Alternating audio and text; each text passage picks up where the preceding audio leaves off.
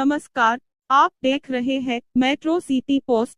आज की एक exclusive report. A short time ago, the United States military began major combat operations in Iran. Our objective is to defend the American people by eliminating imminent threats from the Iranian regime, a vicious group of very hard, terrible people. Its menacing activities directly endanger the United States, our troops, our bases overseas, and our allies throughout the world. For 47 years, the Iranian regime has chanted death to America and waged an unending campaign of bloodshed and mass murder, targeting the United States, our troops, and the innocent people in many, many countries. Among the regime's very first acts was to back a violent takeover of the U.S. Embassy in Tehran, holding dozens of American hostages for 444 days. In 1983, Iran's proxies carried out the Marine barracks bombing in Beirut that killed 241 American military personnel. In 2000, they knew and were probably involved with the attack on the USS Col. Many died. Iranian forces killed and maimed hundreds of American service members in Iraq. The regime's proxies have continued to launch countless attacks against American forces stationed in the Middle East in recent years, as well as U.S. naval and commercial vessels and international shipping lanes. It's been mass terror, and we're not going to put up with it any longer. From Lebanon to Yemen, Syria to Iraq, the regime has armed, trained, and funded terrorist militias that have soaked the earth with blood and guts.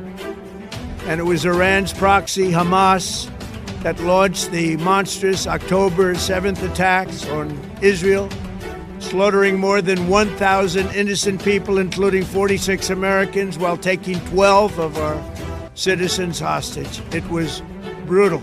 Something like the world has never seen before. Iran is the world's #1 state sponsor of terror and just recently killed tens of thousands of its own citizens on the street as they protested. It has always been the policy of the United States, in particular my administration, that this terrorist regime can never have a nuclear weapon. I'll say it again, they can never have a nuclear weapon. That is why in Operation Midnight Hammer last June, we obliterated the regime's nuclear program at Fordow, Natanz, and Isfahan. After that attack, we warned them never to resume their malicious pursuit of nuclear weapons, and we sought repeatedly to make a deal. We tried. They wanted to do it. They didn't want to do it. Again, they wanted to do it. They didn't want to do it. They didn't know what was happening. They just wanted to practice evil. But Iran refused, just as it has for decades and decades. They've rejected every opportunity to renounce their nuclear ambitions, and we can't take it anymore. Instead, they attempted to rebuild their nuclear program and to continue developing long-range missiles that can now threaten our very good friends and allies in Europe, our troops stationed overseas, and could soon reach the American homeland. Just imagine how emboldened this regime would be if they ever had and actually were armed with nuclear weapons as a means to deliver their message. For these reasons, the United States military is undertaking a massive and ongoing operation to prevent this very wicked, radical dictatorship from threatening America and our core national security interests.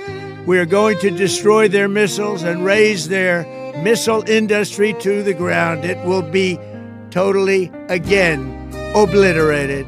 We're going to annihilate their Navy. We're going to ensure that the region's terrorist proxies can no longer destabilize the region or the world and attack our forces and no longer use their IEDs or roadside bombs, as they are sometimes called, to so gravely wound and kill thousands and thousands of people, including many Americans. And we will ensure that Iran does not obtain a nuclear weapon. It's a very simple message. They will never have a nuclear weapon. This regime will soon learn that no one should challenge the strength and might of the United States Armed Forces. I built and rebuilt our military in my first administration, and there is no military on earth even close to its power, strength, or sophistication. My administration has taken every possible step to minimize the risk to U.S. personnel in the region. Even so, and I do not make this statement lightly, the Iranian regime seeks to kill. The lives of courageous American heroes may be lost, and we may have casualties. That often happens in war. But we're doing this not for now, we're doing this for the future, and it is a noble mission. We pray for every service member as they selflessly risk their lives to ensure that Americans and our children will never be threatened by a nuclear-armed Iran. We ask God to protect all of our heroes in harm's way, and we trust that, with His help, the men and women of the armed forces will prevail.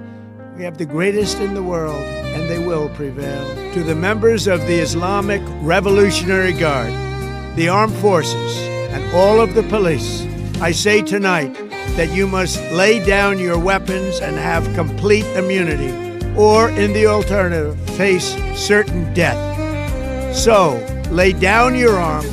You will be treated fairly with total immunity, or you will face certain death. Finally, to the great proud people of Iran, I say tonight that the hour of your freedom is at hand.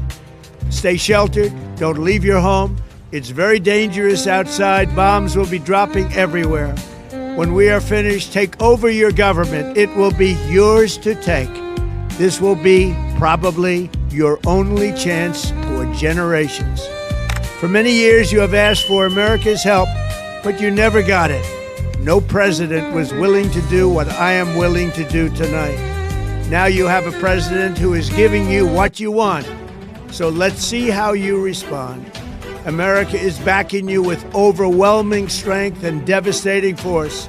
Now is the time to seize control of your destiny and to unleash the prosperous and glorious future that is close within your reach. This is the moment for action. Do not let it pass. May God bless the brave men and women of America's armed forces. May God bless the United States of America. May God bless you all. Thank you.